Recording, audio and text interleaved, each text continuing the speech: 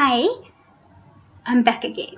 Last time we started looking at loving God, and this will be a continuation on that, except this time it's going to be on missing the mark as part of loving God.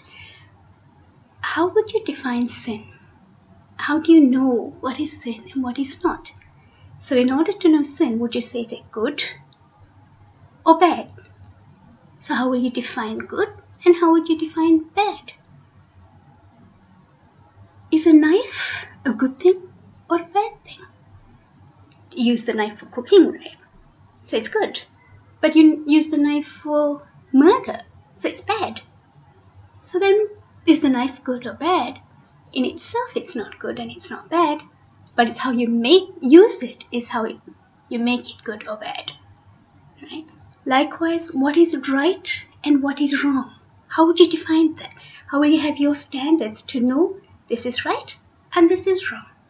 Now, a little example. In the West, revealing the midriff is like frowned upon. But in the East, the traditional outfit for a woman is sari. And showing the midriff is not an issue rather, but showing the legs is a huge issue. But showing the legs in the Western world is not a problem at all.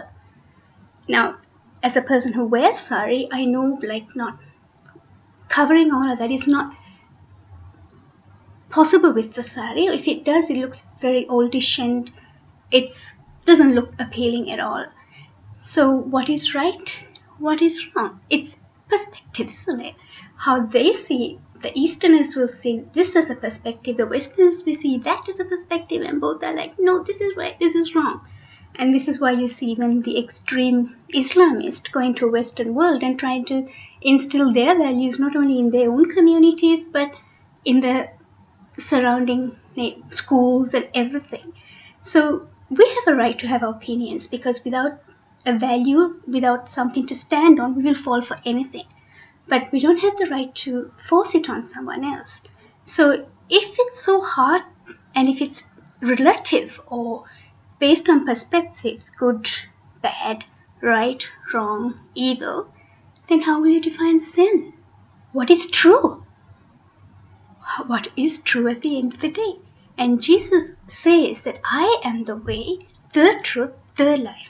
There's no other way through me, to the Father, but through me. Jesus is the truth. Truth is not a fact. It's a person namely Jesus. So if truth is Jesus, and good and bad and right and wrong are not easily defined, then what is sin?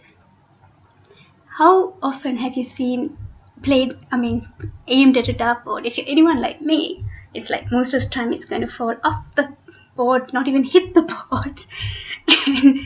But some people, when they aim, it will go on to the outer circle. But when you get the bullseye, right at the center, you've got the target. You get the highest scores. And that's the achievement for those who do get that.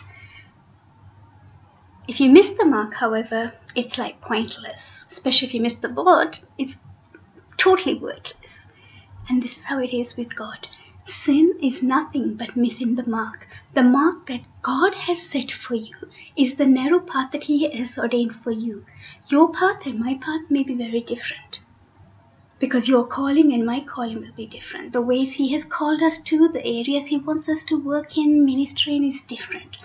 So we can't judge someone else based on what they're doing, because we don't know what God has asked them to do. And God doesn't see the appearances. God is seeing the heart, right in the heart.